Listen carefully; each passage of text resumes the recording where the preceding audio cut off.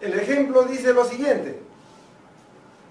Teóricamente, una máquina automática despachadora de refrescos vierte 225 mililitros en cada unidad. Una muestra aleatoria de 36 refrescos tiene un contenido promedio de 220 mililitros.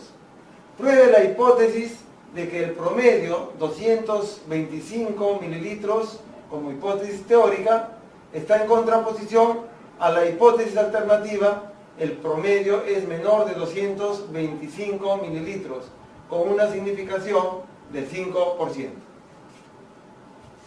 Entonces, veamos los pasos que ya hemos indicado. Veremos primero el paso 1. ¿Y qué me decía el paso 1? Que debo proponer las dos hipótesis, la hipótesis nula y la hipótesis alternativa. La hipótesis nula se abrevia como H sub 0 y la hipótesis alternativa como H1. La hipótesis nula es la hipótesis teórica. En este caso, en el ejemplo, dice que esta máquina despachadora debería llenar un promedio de 225 mililitros. Promedio lo simbolizaremos con una U o mu, que es igual a 225 mililitros. Ese es el valor teórico. Y la H1, la hipótesis alternativa, que es la que se opondrá a esta, y me dice que pruebe que no es igual a 225, sino que es menor de 225 mililitros. Entonces tenemos ya el paso 1. El paso 2 me dice que debo especificar con qué significación vamos a trabajar. Entonces ponemos acá paso 2. En este paso 2 yo debo definir cuánto es mi significación o mi alfa. Según el problema, dice que la significación es del 5%. Es decir, que se va a trabajar con una confianza del 95%. Paso 3. En el paso 3 vamos a efectuar varias acciones. Una de ellas es calcular los valores crítico y de prueba. El valor crítico, hemos dicho, está en función exclusiva de alfa o de la significación. Como la significación es 5%, me voy a guiar, me voy a ayudar con un gráfico. Vamos a hacer acá un gráfico de aceptación y rechazo de H0, de la hipótesis nula. Este gráfico, lo recalco, siempre está referido a la H0, a la hipótesis nula. Habíamos visto ya anteriormente que podía tener cola izquierda, cola derecha o cola para ambos lados. ¿Y cómo me daba cuenta para cuál sentido iba la cola? Tenía que mirar el signo de desigualdad de la hipótesis alternativa, la H1. Y me dice que acá es menor y por lo tanto la cola será hacia la izquierda. Debemos indicar que la cola siempre es una zona de rechazo de H0, rechaza a la hipótesis nula. Entonces la otra parte será una zona de aceptación, acepta a la H0. ¿Y cómo yo sé cuál de las dos zonas debo escoger? Este valor frontera que separa a estas dos zonas se conoce como el valor crítico. Pero este valor crítico, habíamos dicho anteriormente, puede ser Z crítica o T crítica.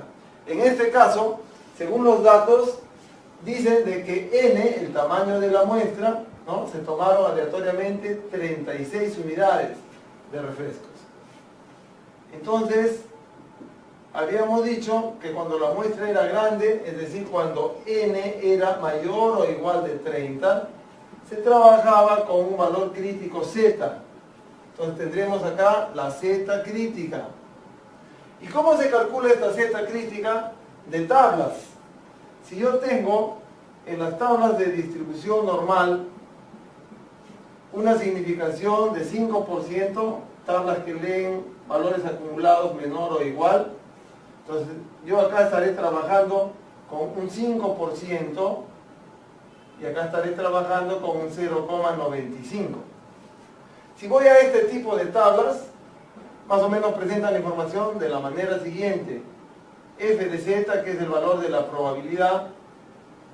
F de z, la probabilidad es del 5%, 0.05, y si miramos acá al valor de z, vamos a ver que en estas tablas generalmente, acá tenemos el valor 0.049, y se saltea o salta a 0.051.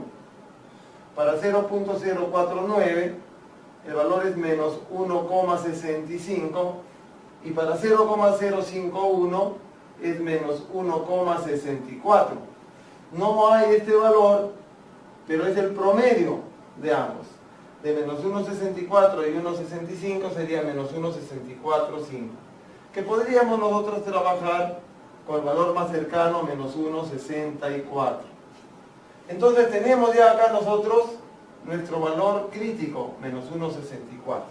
Una vez que hemos hallado el valor crítico, ahora buscaremos el valor de prueba. La z de prueba,